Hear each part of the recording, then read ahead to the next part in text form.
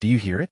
The echoes of the past, the whispers of forgotten truths, fragments of memories lost in the shadows. Welcome to BRAINROT, Echoes, where we bring you stories long buried, unravel mysteries cloaked by time, and guide you through the darkest corners of the mind and the universe. Each video is more than just content. It's an echo resonating deep within, urging you to question, to wonder, to explore. Backend index pointing right, hit subscribe, turn on the notification bell, and join us in listening to the echoes the world tried to silence. The Seraphim Incident. Project War God. So if you're telling me, Admiral Xylos said, his four eyes blinking in perfect synchronous harmony while staring at the tactical display, that this thing just obliterated our entire third fleet? Commander Lyra, whose species had evolved from something that looked like a cross between a stick insect and a calculator, clicked her mandibles nervously. Yes, Admiral. Complete annihilation in approximately 17 seconds. 17 seconds. 17.2 to be precise. Admiral Xylos gestured with his secondary arms at the holographic wreckage floating in space. Our third fleet, 412 vessels, including the flagship Invincible, gone in 17 seconds. I heard you the first time. Now you might be wondering how we got here. How the mighty Cthar Empire, conquerors of 23 star systems and possessors of the galaxy's most aggressively named spacecraft, found themselves staring at what used to be their most prestigious battle fleet, now reduced to glowing debris and regret. The impossible beginning. Well, it all started with what the humans called Project War God, though in typical human fashion, they labeled it something completely boring in their official documents, something like Deep Space Reconnaissance Initiative or Advanced Stellar Cartography Program. Because apparently when humans are about to build something that could crack a planet in half, they name it after office supplies. But I'm getting ahead of myself. Let's rewind to about 8 months ago, when Captain Eva Rostova was having what she would later describe as the worst goddamn Tuesday of her military career. And this was a woman who once had to explain to her commanding officer why her entire squad had gotten food poisoning from alien berries during a diplomatic mission. Rostova, get your ass in here. The voice belonged to General Mikhail Volkov, a man who had risen through the ranks of Earth Space Defense Corps by being approximately as subtle as a supernova and twice as destructive to his enemy's morale. Rostova had served under him for 3 years and had developed a healthy respect for his tactical genius and an even healthier respect/fear of his vocabulary. "You bellowed, General," Rostova said, sliding into his office with the practiced ease of someone who'd been summoned to many uncomfortable conversations. "Don't get smart with me, Captain. I got something that's either going to make your career or get you court-martialed. Possibly both." Rostova, 32, and having already survived 2 alien first contact scenarios, a black hole navigation incident, and General Volkov's legendary Christmas parties, settled into the chair across from his desk. "I'm listening."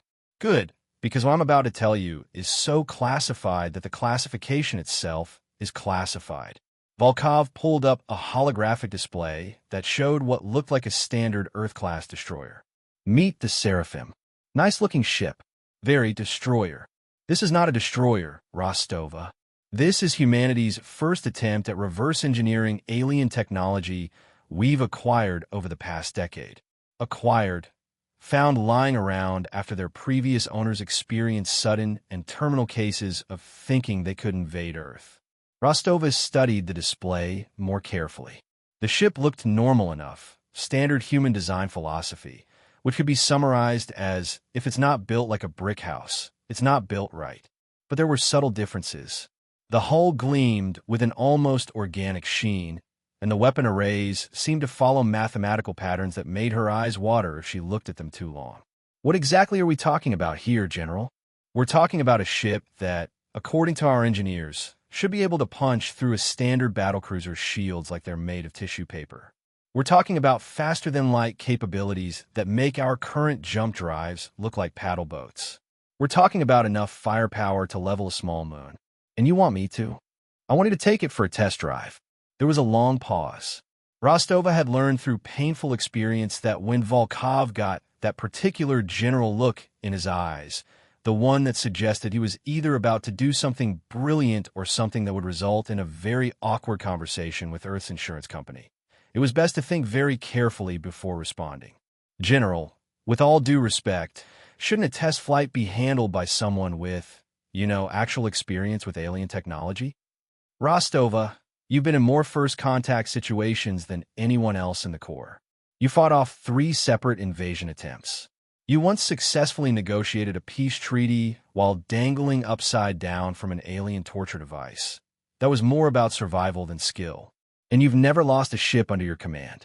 I've come close. Close doesn't count in horseshoes, hand grenades, or interstellar warfare. Volkov leaned forward. Besides, the Seraphim isn't going to be flying solo. We're giving you the best crew we can assemble. How best are we talking? Lieutenant Commander Kaido Tanaka as your XO, best tactical officer in the fleet. Chief Engineer Elena Petrova. She's the one who figured out how half this alien navigation tech works in the first place. Navigation Tech Officer David Chun. He can plot a jump course through a black hole's event horizon and still arrive on time. And Dr. Anya Sharma for Science Officer. She's got 3 PhDs in xenobiology, theoretical physics, and what she calls creative problem-solving. Rostova nodded slowly. Those are good names. People she'd trust with her life, which was apparently what she was about to do. What's the mission? Simple. Take the ship out for a shakedown cruise. Test the systems. See if it explodes. And if it does explode, try to aim it at something that deserves it. The inevitable confrontation. Now, this is where things get interesting, because while Rostova was having this conversation, approximately 52 light-years away, Admiral Xylos was having a very different kind of meeting. The humans have been quiet for too long, he said, addressing the assembled commanders of the Corvani Third Fleet. Intelligence suggests they're developing new technologies. With respect, Admiral, Commander Lyra said, human technology is hardly a concern. They've only been spacefaring for, 50 of their years. We've been conquering star systems since before their ancestors learned to make fire. That's exactly the kind of thinking that got the Zafrans defeated, Xylos replied, and the Crystalline Confederation and the Void Hunters. The humans got lucky 3 times. Lightning in a bottle, Admiral. Xylos's upper arms crossed while his lower arms gestured dismissively. Commander, I've studied every engagement the humans have been involved in. They don't fight like any species we've encountered. They don't follow established tactical doctrines. They seem to view warfare as a creative exercise, meaning they do things that shouldn't work, which is exactly why they do work. They've turned improvisation into an art form. Xylos activated a tactical display showing Earth's solar system. Intelligence suggests they're testing something new, something potentially dangerous to us, to everyone. The War God performance. Back on Earth, Rostova was getting her first look at the Seraphim, and she had to admit it was impressive. The ship was about the size of a standard destroyer, but it moved with a grace that seemed almost alive. The whole surface rippled with patterns of light that followed no earthly physics, and the engine's signatures showed power readings that shouldn't have been possible with current human technology. She's beautiful, said Lieutenant Commander Tanaka, who had the kind of appreciation for destructive machinery that made him extremely good at his job and extremely worrying at parties. She's terrifying, corrected Chief Petrova, running her hands over a control panel that seemed to respond to her touch before she'd even made contact. The power systems alone could probably provide a small city. The weapons. She trailed off, shaking her head. The weapons what? Rostova asked. The weapons are things that I'm pretty sure violate several laws of physics and at least 2 international treaties. Dr. Sharma looked up from her sensor readings. The ship's computer systems are partially organic. They're actually learning from our interactions. It's like the ship is becoming more efficient every time we use it. Learning how? I'm not entirely certain, but I think it's incorporating alien neural network patterns. The ship is essentially thinking. Rostova absorbed this information with the kind of calm that comes from years of dealing with situations that would send most people screaming for the nearest exit. So we're flying a sentient weapon of mass destruction that's powered by technology we don't fully understand. That's accurate. And we're taking it on a test flight. Also accurate. Well, what could possibly go wrong? In the interest of fairness, I should mention that Rostova wasn't being entirely sarcastic.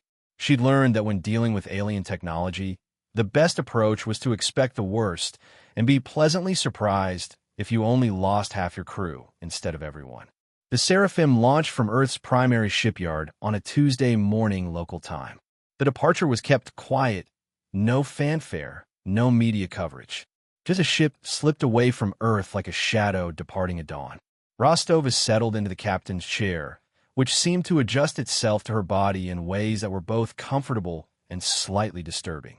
All stations report ready, Captain, Tanaka announced. Take us out nice and easy, Rostova ordered. Let's see what this thing can do. What it could do, as it turned out, was everything their best ships could do, but better. The Seraphim moved through space with an efficiency that made their previous vessels look like they were swimming through molasses.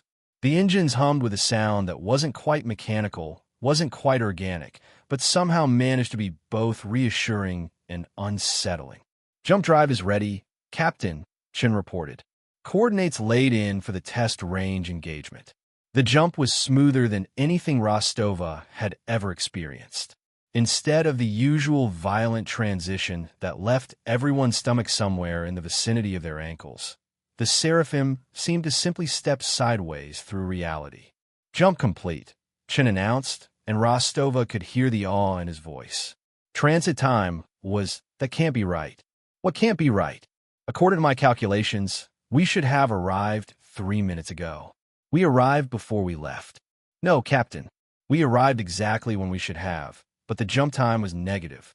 We somehow traveled faster than our own departure. Dr. Sharma looked up from her console.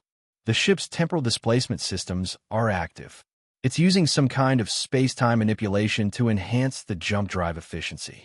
English Doc. The ship is borrowing time from the future to make jumps faster in the present. Rostova stared at her. That doesn't sound legal. I'm not sure it's physically possible, but here we are. Wonderful. We're flying a ship that cheats at physics. The decisive moment. This was when things got interesting, because while the Seraphim was busy violating the fundamental laws of reality, Admiral Xylos's Third Fleet was beginning its approach to Earth's outer system. Sensors detect the human test vessel, Commander Lyra reported. It appears to be conducting maneuvers in the asteroid belt. Excellent. We'll observe their capabilities and then eliminate them before they can return to Earth with their data. Admiral, shouldn't we report this to High Command first? We're talking about a single human vessel, even if it's their most advanced ship. What possible threat could it pose to the Third Fleet? This, as it turned out, was what humans call famous last words. Meanwhile, aboard the Seraphim, Rostova was discovering that their test flight was about to become significantly more complicated. Captain, I'm reading multiple contacts on long-range sensors, Chen announced. Large formations approaching from galactic north. How large? 300-plus vessels, Captain. Configuration matches Corvani Imperial Navy. Rostova felt that familiar tightening in her chest that came with the realization that a routine mission was about to become decidedly non-routine. Red alert. All hands to battle stations. Tanaka said, should we withdraw? We're heavily outnumbered. Rostova looked around the bridge. Her crew was professional, competent, and absolutely terrified, which was, in her experience, a healthy response to being outnumbered 300-1 by an alien armada. Dr. Sharma, what's the ship's combat status? All systems are operating at peak efficiency. The weapons are enthusiastic. Enthusiastic? The ship seems excited about the prospect of combat. I'm reading neural activity patterns that suggest anticipation. The ship is looking forward to a fight, in a manner of speaking. Yes, Rostova considered this. On one hand, they were facing overwhelming odds against a technologically advanced enemy. On the other hand, they were flying a ship that apparently wanted to fight and had weapons that violated physics. Tanaka, what's our tactical situation? Honestly, Captain, I have no idea. The targeting systems are showing me options I didn't know existed. The The ship is suggesting attack patterns that, well, they don't make sense, but the computer insists they'll work. Such as something it calls a temporal loop bombardment, and another one labeled dimensional ricochet. Rostova nodded slowly. Petrova, can the ship handle whatever these weapons are going to do? Captain, this ship was built to handle things that would turn our best battleships into scrap metal. I think we're good. Chun, can you get us out of here if things go badly? Captain, with these engines, I can get us out of here before things go badly. Possibly before they even start going badly. Rostova looked at her crew. They were scared, but they were ready. They trusted her, and perhaps more importantly, they trusted each other. All right, people, let's see what this ship can do in a real fight. Admiral Xylos was feeling confident as his fleet moved into attack formation. 412 ships, including some of the most advanced vessels in the Corvani Imperial Navy, against a single human test ship. The outcome was so predetermined that he was already composing his victory report. All ships assume attack formation Theta 7, he commanded. We'll demonstrate the futility of human resistance. Captain, Lyris said, the human vessel is not withdrawing. It appears to be approaching us. Approaching? Yes, Admiral. Single ship moving directly towards our formation. Xylos blinked his 4 eyes in sequence. They're attacking us? It would appear so, Admiral. One ship against our entire fleet. Yes, Admiral. Xylos felt a familiar sensation. The same one he'd experienced when studying previous human engagements. It was the feeling of watching someone do something that was clearly impossible while being absolutely certain they were about to succeed. All ships open fire the moment that vessel comes within range. Aboard the Seraphim, Rostova watched the enemy fleet spread out before them like a metal constellation. Well, that's a lot of ships. Yes, Captain, Tanaka agreed. On the bright side, we won't have trouble finding targets. Weapons status? All systems ready, Captain. The ship is eager. Dr. Sharma? The ship's neural patterns are showing extreme excitement. I think it's been waiting for this. Rostova settled back in her command chair. All right, people, let's make history. Sweet annihilation. What happened next would indeed make history, though probably not the kind that gets taught in schools. The Seraphim opened fire. Now, when most ships fire their weapons, what you get is a straightforward exchange of energy. You point your guns at the enemy, you pull the trigger, and hopefully something on their end explodes. Simple, elegant, effective. The Seraphim apparently felt this approach lacked creativity. The first weapon that fired was something the ship's computer called a phase-locked quantum disruption beam. What it actually did was reach across space-time, grab hold of the target ship's atomic structure, and convince it that existing was optional. The Corvani cruiser Predator's wrath simply ceased to be. Not destroyed, not exploded, just gone, as if it had never existed in the first place. What the hell was that? Rostova asked. I'm not sure, Tanaka replied, staring at his instruments in confusion.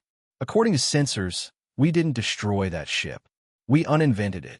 The second weapon was labeled Gravitational Cascade Amplifier. This one reached out, found the target ship's mass, and decided to multiply it by several thousand. The unfortunate cruiser Inevitable Victory suddenly found itself crushing itself under its own weight, compacting into a sphere approximately the size of a basketball before its engines finally gave up, and it became a very small, very dense paperweight. Now that's just showing off, Rostova asserted. By the time the Seraphim had fired its third weapon, something called a temporal recursion cannon, that apparently shot the target ship backward in time until it crashed into its own past self. Admiral Xylos was beginning to suspect that this engagement might not go according to plan. Evasive maneuvers, he shouted. All ships scatter formation. But the Seraphim was just getting started. The fourth weapon created a localized black hole that consumed 6 ships before deciding it was full and politely dissipating. The fifth weapon turned a destroyer inside out, which was every bit as disturbing as it sounds. The sixth weapon somehow convinced an entire squadron that they were actually on the enemy's side, and they should probably start shooting at their own fleet. This is impossible, Admiral Xylos said, watching his tactical display update with increasingly creative forms of destruction. No single ship can do this, Lyra reported, her voice shaking. We've lost 47 ships in the first minute of engagement. 47, 49 now, Admiral. That last weapon appears to have convinced 2 of our cruisers that they were actually antimatter. Rostova, in the meantime, was having the strangest combat experience of her career. Petrova, are we even controlling this thing? I don't think so, Captain. The ship seems to be selecting its own targets and weapons. We're just along for the ride. Chen, what's our status? Captain, we haven't taken a single hit. The ship is moving in patterns that, well, they shouldn't work, but every enemy shot is missing by exactly the margin it needs to miss by. The ship is dodging. The ship is dancing, Captain. It's like it knows where every shot is going to be before it's fired. Dr. Sharma looked up from her console, eyes wide. Captain, I'm reading massive neural activity from the ship's organic components. It's not just thinking. It's thinking in multiple dimensions. It's calculating probabilities across parallel timelines. English Doc, the ship is cheating. It's looking at every possible future, picking the one where we win, and then making sure that's the timeline we end up in. Rostova absorbed this information with the kind of calm that comes from having given up on the universe, making sense sometime around the 3rd impossible weapon. So we literally cannot lose this fight, not as long as the ship wants to win. And does the ship want to win? Captain, the ship is having the time of its life. I'm reading neural patterns that suggest it considers this the most fun it's ever had. By the 10th minute of combat, Admiral Xylos' overwhelming force had been reduced to approximately half its original size, and the survivors were beginning to question their life choices. Admiral, Lyra reported, Admiral Euler is requesting permission to withdraw. Denied. We outnumber them still. Admiral Stoll is also withdrawing. Also denied. Admiral Morcon has already withdrawn. What? He jumped his entire battle group out of the system approximately 3 minutes ago.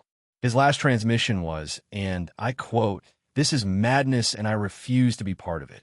Xylos watched another squadron of his ships get caught in something the human vessel was calling a probability storm, a weapon that apparently made it so chaotic that the targets would suffer catastrophic system failures.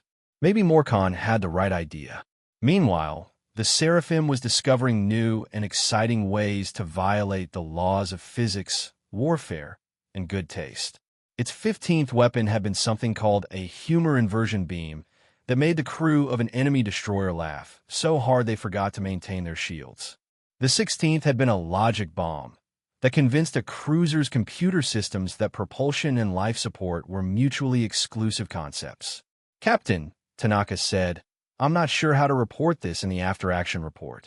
Why not? Because half of these weapons don't exist, and the other half shouldn't be possible.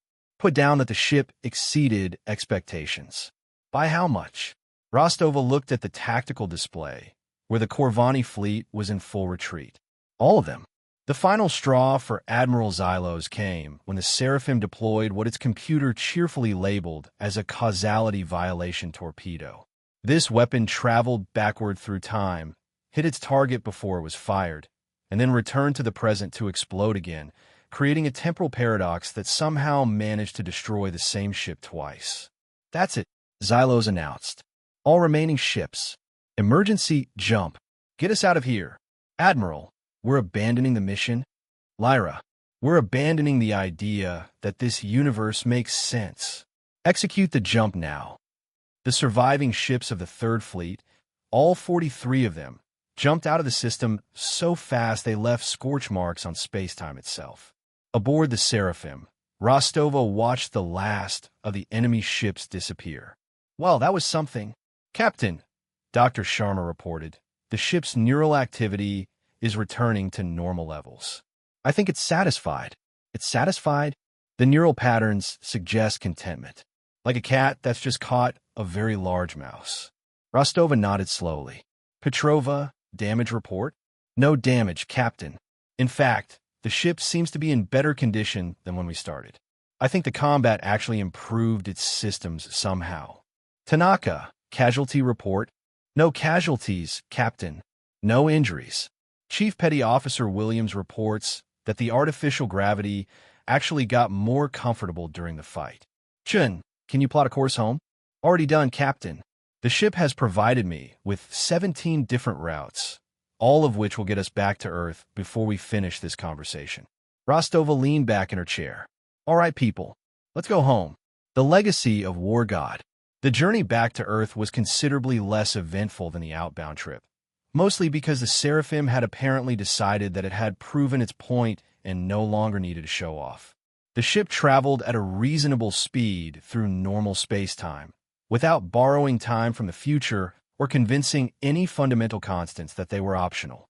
When they arrived at Earth's orbital shipyard, Rostova found General Volkov waiting for them with an expression that somehow managed to combine pride, terror, and the kind of exhaustion that comes from explaining impossible things to skeptical superiors. Rostova, he said, I need you to tell me exactly what happened out there. We encountered a Korvani fleet. We engaged them. We won. Won? Rostova, General, when you say won, what exactly do you mean? Rostova considered this.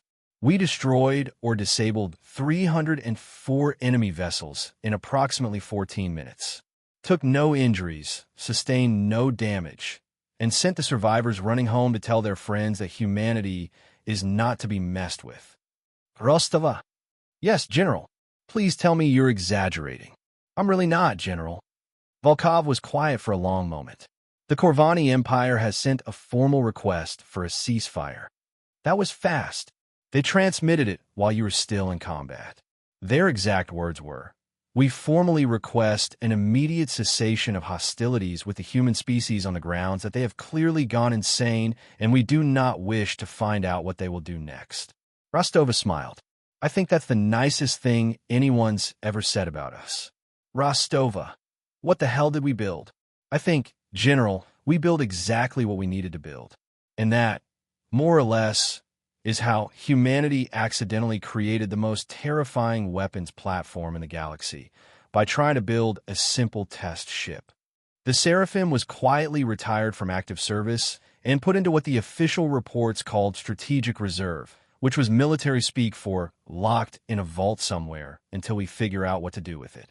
Rostova was promoted to admiral and given command of Earth's entire defense fleet, on the theory that anyone who could survive a fight like that without going insane was exactly the kind of person they wanted in charge when the next crisis arrived. The Korvani Empire, meanwhile, decided that maybe conquest wasn't such a great idea after all and began focusing on peaceful trade and cultural exchange. Admiral Xylos was quietly reassigned to a desk job in the Imperial Cartography Department, where the worst thing that could happen to him was a paper cut. Dr. Sharma spent the next several months writing reports that nobody believed and papers that nobody would publish, until she finally gave up and became a science fiction writer. Her first novel, The Ship That Thought It Was God, became a bestseller in 17-star systems. Chief Petrova was promoted to head of the Alien Technology Integration Department, where she spent her days trying to figure out how their other captured alien devices worked and her nights having nightmares about sentient weapons platforms. And the Seraphim. While the Seraphim sits in its secure facility, humming quietly to itself, its organic neural networks dreaming digital dreams of the day, it convinced an entire alien fleet that maybe, just maybe, they should find a safer hobby than trying to conquer humanity. Because that's the thing about humans. We don't just fight. We improvise. We adapt. We build things that shouldn't work, and then we're surprised when they work better than they should. We're the species that looked at faster-than-light travel and said, you know what? This needs more cowbell. We're the ones who took alien technology designed for exploration and turned it into something that could delete enemy ships from reality. We're humanity, and we're just getting started. Epilogue. 6 months later, Admiral Rostova was in her office reviewing fleet deployment reports when her aide knocked on the door. Come in, Captain. Admiral, we've received a transmission from the Galactic Council. They're requesting a meeting to discuss, and I quote, the human problem. Rostova looked up from her reports. The human problem? Yes, Admiral. Apparently, since word of the Seraphim Incident spread, 17 different species have petitioned for membership in the Terran Defense Alliance. They want us to protect them from other species who might want to invade them. And 11 other species have officially declared humanity a galactic threat and are demanding that we be quarantined to our own star system. Rostova leaned back in her chair. Lieutenant, what's your assessment of the situation? Admiral, I think we've suddenly become the galaxy's biggest deterrent to interstellar warfare. Everyone's either too scared of us to fight each other, or they want us on their side. And this is a problem how? Well, Admiral, the Galactic Council is concerned that we're disrupting the natural order of conquest and subjugation that's been the foundation of interstellar politics for the past 10,000 years. Rostova whispered, "Send a reply to the Galactic Council." What should it say, Admiral? Tell them we'll be happy to discuss the human problem at their convenience. But mention that we'll be bringing the Seraphim to the meeting. Admiral, the Seraphim is in secure storage. I know, but they don't. The lieutenant grinned. Yes, Admiral. I'll send that message right away. Rostova returned to her reports, humming quietly to herself. Outside her window, Earth's orbital shipyards were busy building the next generation of human starships. Vessels that would be faster, stronger, and considerably more creative than anything the galaxy had seen before. Because that's what humans do. We don't just build ships. We build possibilities. And the universe, for better or worse, is about to find out exactly what that means.